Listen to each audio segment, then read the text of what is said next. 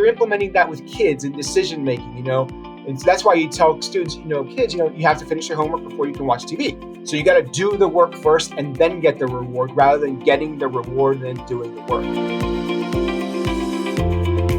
Hi, I'm Dr. Jed Macosko from academicinfluence.com and Wake Forest University. And today we have Professor Alex Piquero, and he's coming to us from Miami, and he's a criminologist. So Alex, it's great to have you here today. Thanks for coming.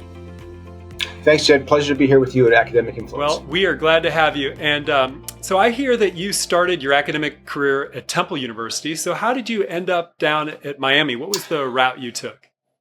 Yeah, so it's been 25 years in this really great business of academia. So I actually have a spouse too. Her name's Nicole Leeper Piquero, and she's also a criminologist and a worldwide expert on white collar and corporate crime. And so my first academic job at Temple, she was still finishing up in graduate school at the University of Maryland, where I went to school.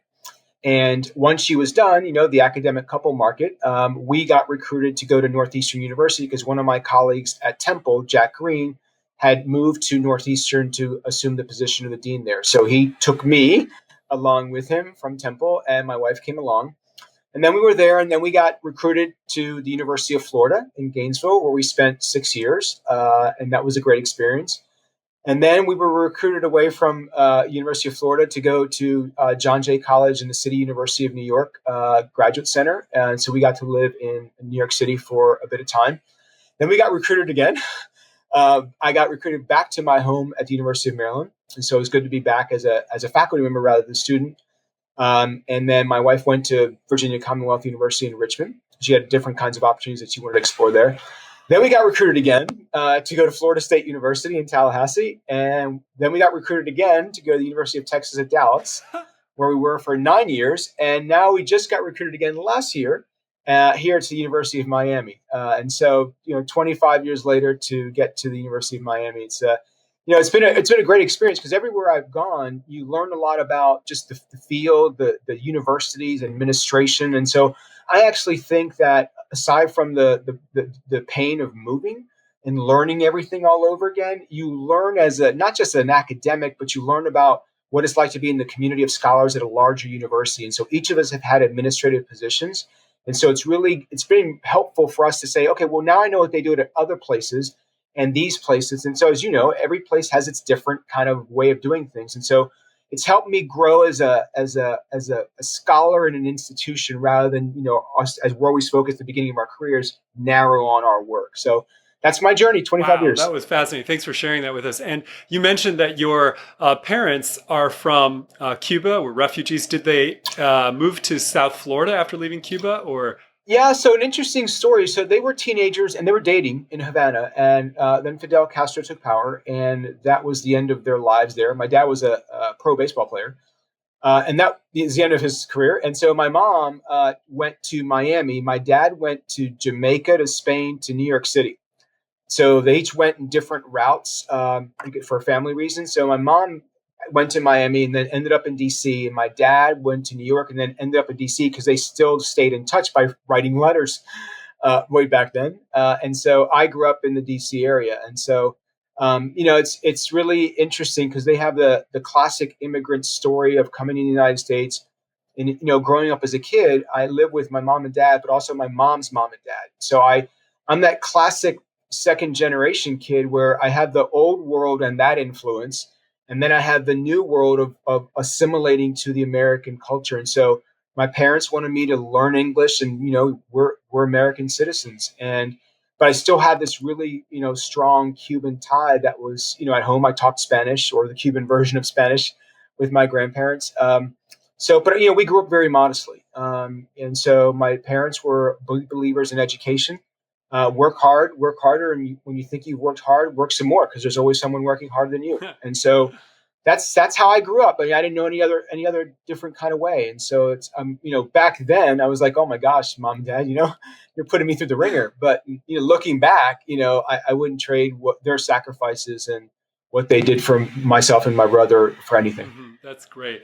Now you say that you work with why people commit crime and how to stop that. And the key is socialization for young children and helping parents know how to socialize their children. So can you give us some like concrete examples of what programs you've watched and studied and maybe implemented? Yeah, there's a range, and so but they all do the same thing. The one I'm really high on right now is one in Canada that's actually been really well and rigorously evaluated with experimental methods using different samples in different locations, and now it's spreading throughout the United States. It's called Stop Now and Plan.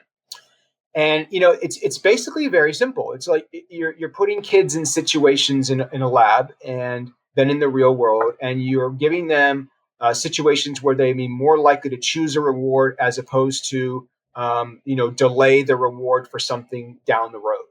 And so basically, it's you snap your fingers. Okay, what are my options? Option one, option two.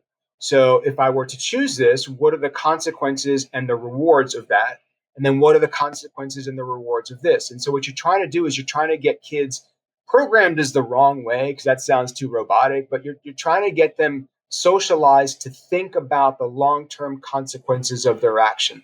And then as opposed to the short-term benefits that they may reap, right? So the good example I use to people, especially when I'm lecturing in undergrads, is a lot of people go to the Cheesecake Factory and you go there not to eat salad, right? So you go to the Cheesecake Factory because you're going to have this 1,000 calorie bomb of a cheesecake. And so what's there. And so what do you have to do to account for that? Well, I'll eat less during the day. I'll do a longer run or whatever it is. So you're trying to get people to choose things in a different kind of way and get their thinking to think about, okay, if I do this, these are the costs and these are the rewards. The reward of the cheesecake is 1 minute. The negative effects will last a little bit longer. And so that you're implementing that with kids and decision making, and so that's why you tell students, kids, you have to finish your homework before you can watch TV. So you got to do the work first and then get the reward rather than getting the reward and then doing the work. And so that's what Stop Now and Plan and these other programs called Triple P parenting is you're getting parents the tools they need to then help socialize their kids in a direction. This is not about telling parents what to do. It's about giving them tools about how you might go about doing this because there's no book that you can download from the sky and says, okay, this is what you do when your kid's crying, right? It could be thousands of different reasons why the kid's crying. And so that's what these programs do. There is a cost to them early on, but the cost benefit analysis grows wider and stronger over time. And as our research shows, if you can prevent a kid by the age of 14 from going down a lifetime of being a criminal career or a hard drug user, you're saving society $4 or $5 million a year because of the court cost, the societal cost, the parenting, all these costs. And so in my mind, it's like, I'm willing to spend a few $100s, a few $1,000s early in life if I know, and that's just the right thing to do. This isn't a liberal thing or a Republican thing. It's about socializing kids so that they're better citizens and that they will contribute to our world, your world, my world, in pro-social ways in different domains. So that's what these programs do. They are very, very effective. They don't backfire. It just takes political will to say, yeah, we're going to invest in this and we're going to do it. And what are some of the things like in this Canadian Stop Now and Plan that they would have kids and parents do? Like, give us a real concrete example. So they would put them in a particular lab and go through a series of situations where they might have a task before them and a reward before them. Or they might be in a situation where they're going through role playing and they might interact with a antisocial peer who says, "Okay, let's go do this," right? And the do this thing is not a pro-social thing. And so you're trying to interact with the parent. Okay, parent, this is what you should do. This is how you should say this. And then you're debriefing with the child. Okay, why did you do this and why didn't you do this? So that's the kind of it's basically cognitive skills training, and it's just repeated training. And that's what I said earlier is, it's a little bit like raising a puppy. Mm-hmm. The puppy comes home, the puppy has no idea what to do. You have to socialize the puppy. Sit, don't bark, go to the door, go to the bathroom. And so it's just socializing the child because when the child comes out of the womb into the world, it doesn't know anything, right? So you have to train the child. Mm-hmm. And so that's what these programs are doing. And what they're doing, Jed, is they're doing them earlier, not doing them when they're 9 years old. They're doing them when they're 3 years old, 4 years old, 5 years old, pre-K. So you're trying to get them as early as possible because, as you know, brain development and functioning is firing on all cylinders in those first 5 years of life. Yeah. And so it's like language acquisition. It's so much easier to learn a language early in life as it is to, our age, because that's the way the brain is developing. And so if you can help the social skill development and the cognitive decision-making component of the brain earlier on, it's much easier than to undo things later down the road. Interesting. And this program in Canada and the 3P parenting program, Triple P. Like, how often does a parent come? And if this is an at-risk kid, I'm imagining the parents might not be together, or they might, have lots of jobs that they're trying to hold down. So how do you possibly get this program to work?